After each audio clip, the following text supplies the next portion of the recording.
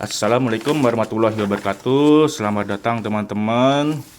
Gimana kabarnya teman-teman? Semoga dimanapun teman berada, teman-teman selalu sehat selalu ya. Oke, di sini kita punya sebuah kasus atau semacam proyek akhir ya, mata kuliah sistem pakar. Tapi sebelum kita masuk ke situ, perkenalkan dulu. Nama saya Lukman Abdurrahman Malik. NIM-nya 180301209. Tapi sebelum itu saya bikin disclaimer dulu teman-teman, yaitu mohon maaf kalau videonya terlalu singkat atau terlalu cepat atau sebagainya.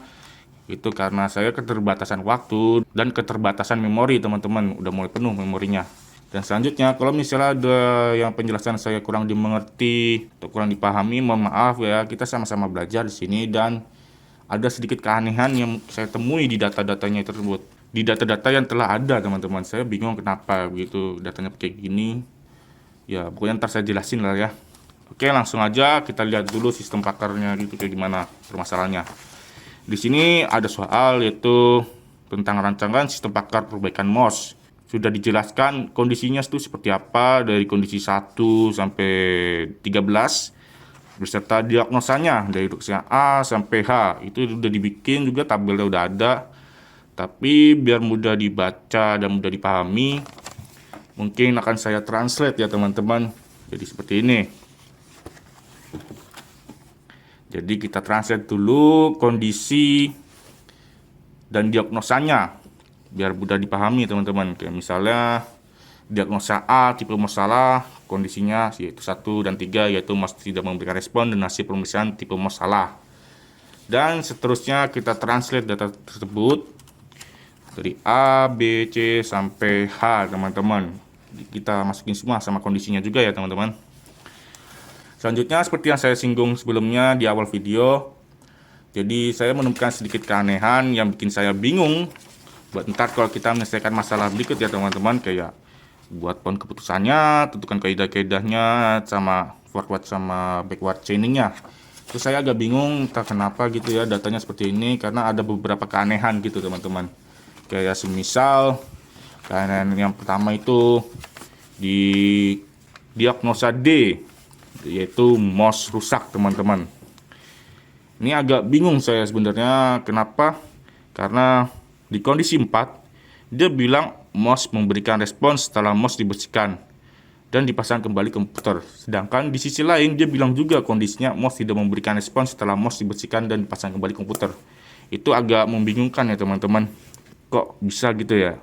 Ada yang bilang kok merusak itu dia bilangnya kondisinya memberikan respon, tapi di sisi lain dia bilang tidak memberikan respon gitu. Ini agak labil datanya, saya lihat sih agak kurang nyata gitu loh teman-teman. Saya nggak tahu kenapa. Selain itu juga ada keanehan lagi, misal datanya duplicate teman-teman, seperti MOS kotor. Ini dia bilang di diagnosa B itu kondisinya 1 dan 4.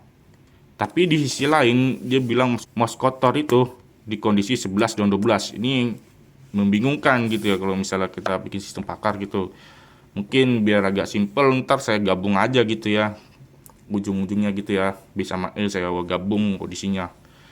Karena ya pasti orang bingung juga kondisinya nyata. Jadi MOS kotor itu kondisinya apa yang benar gitu ya.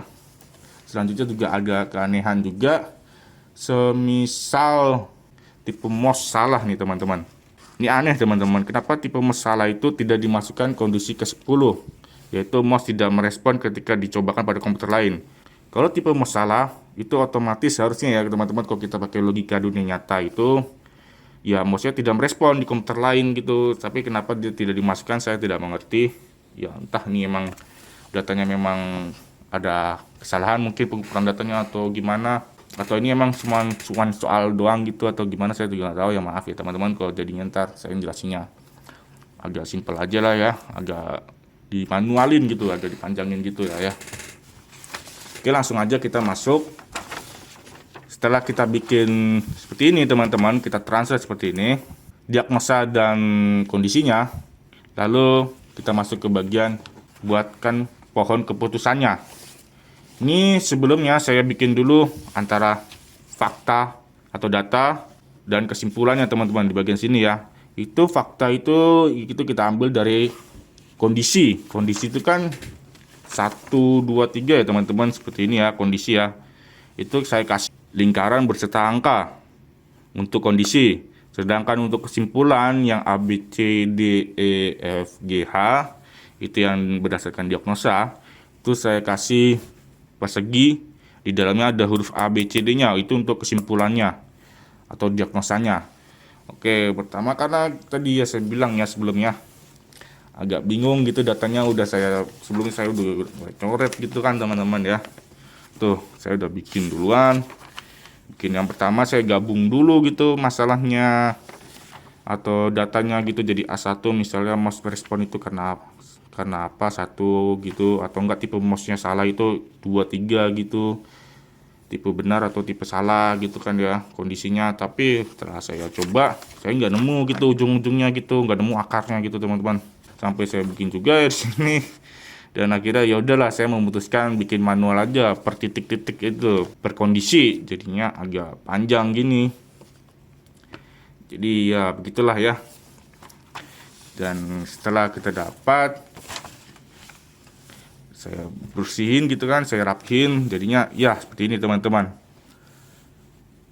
Dari misal ada fakta 1 dan fakta 11, kalau misalnya kita telusuri pun kita dapat jadinya ujungnya itu apa, kesimpulannya apa. Misalnya kalau 11, 13 itu F, 1, 3 itu A, gitu doang teman-teman ya. Jadi kita bikin nih terpaksa jadi satu-satu gitu ya teman-teman, titik-titiknya gitu ya, jadi nggak saya gabung. Jadi ya beginilah jadinya teman-teman, sampai kesimpulan yang terakhir yaitu D dan H. Ini paling bawah nih D sama H nih ya teman-teman. Oke, karena kita udah selesai di bagian sini, kita lanjut aja ya teman-teman. Bagian berikutnya yaitu tentukan kaidah-kaidahnya dalam bentuk kaidah produksi. Untuk kaidah produksi itu kita di sini pakai macam kayak konjungsi gitu, kayak misalnya if, or, and, then gitu. Maksudnya if itu jika, or itu atau, misalnya atau 1 atau 3, and itu artinya 1 dan 3, dan itu berarti kita merujuk ke kesimpulannya. Semisal kayak kondisi 1 ya teman-teman, kondisi 1 itu ialah tipe mouse salah. Jadi kita sesuaikan dulu sama si pohon keputusannya teman-teman. Ini pohon keputusannya ya. Kita tahu di sini kalau kita jalan gitu 1 dan 3 baru ke A dia ya kesimpulannya. Jadi artinya apa? If. Kita coret-coret aja ya teman-teman. Misal ini kita nyari kaidah 1 ya teman, kaidah 1. Maaf kalau nggak rapi tulisannya karena saya buru-buru. Kaidah 1 yaitu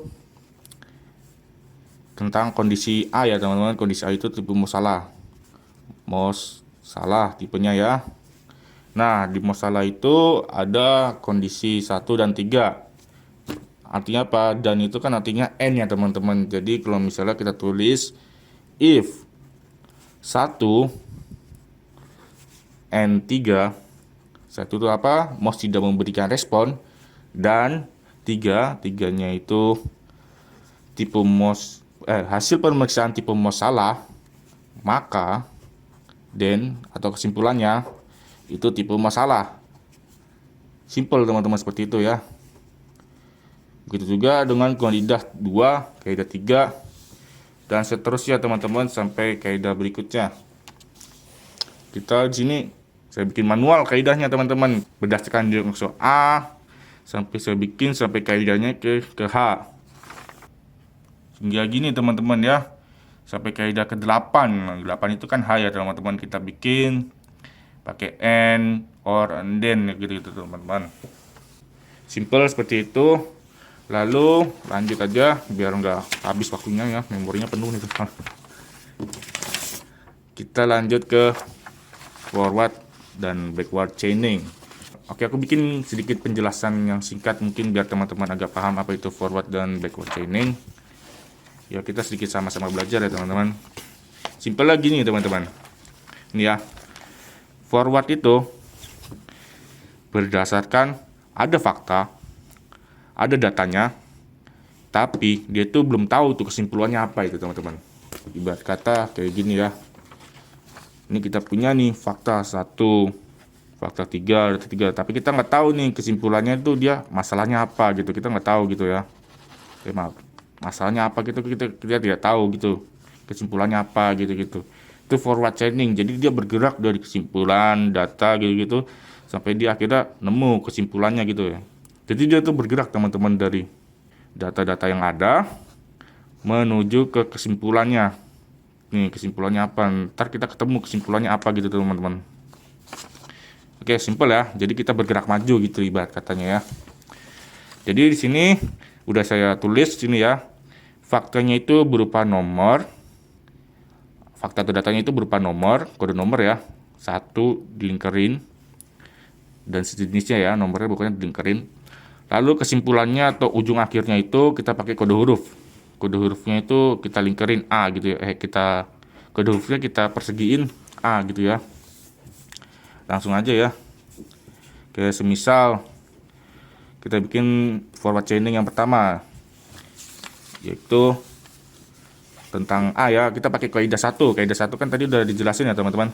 If kondisi 1 and kondisi 2 dan A gitu ya.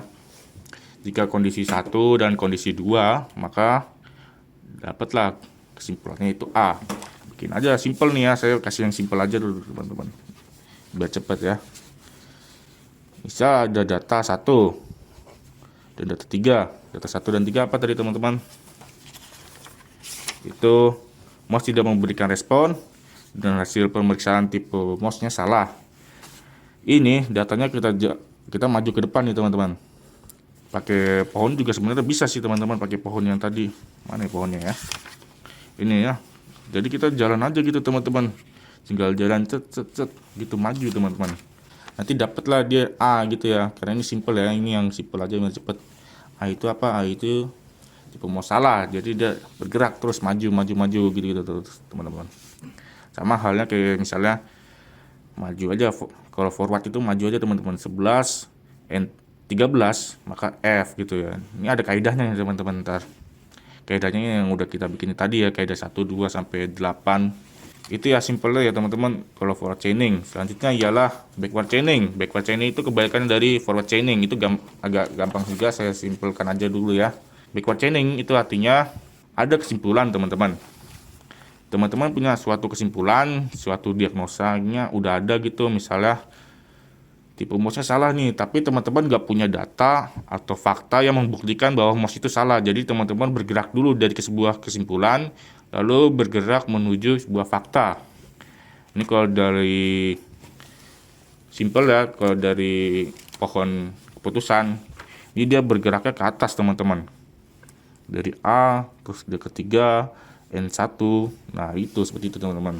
Jadi ibarat kata mah kalau kita pakai kaidahnya ya teman-teman, backward chaining ya, backward. Kita kasih contoh, misalnya kita punya fakta A itu ialah tipe mouse-nya salah. Tipe mouse-nya salah ya teman-teman. Tapi kita nggak tahu nih data atau faktanya apa gitu supaya buktiin bahwa mouse ini salah. Tipe mouse ini salah. Jadi kita gerak dulu nih teman-teman. Jadi misal nih teman-teman, kita punya sebuah kondisi A gitu ya teman-teman. Kita nggak tahu nih fakta atau datanya apa gitu ya teman-teman. Jadi kita bergerak aja gitu, kita lihat, oh kalau naik ke atas nih ada 3 sama 1. Maka if A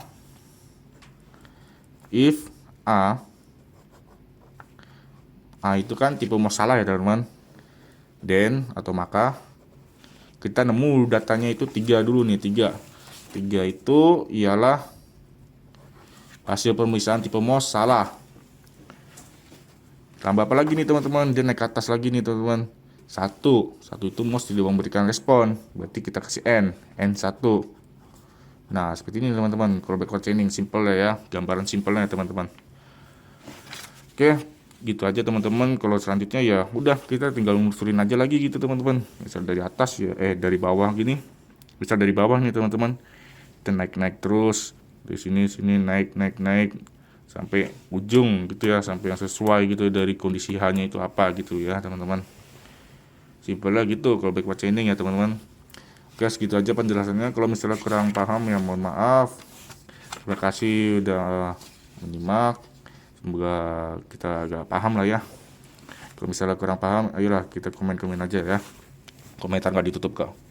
Oke, terima kasih teman-teman. Sampai jumpa. Assalamualaikum warahmatullahi wabarakatuh.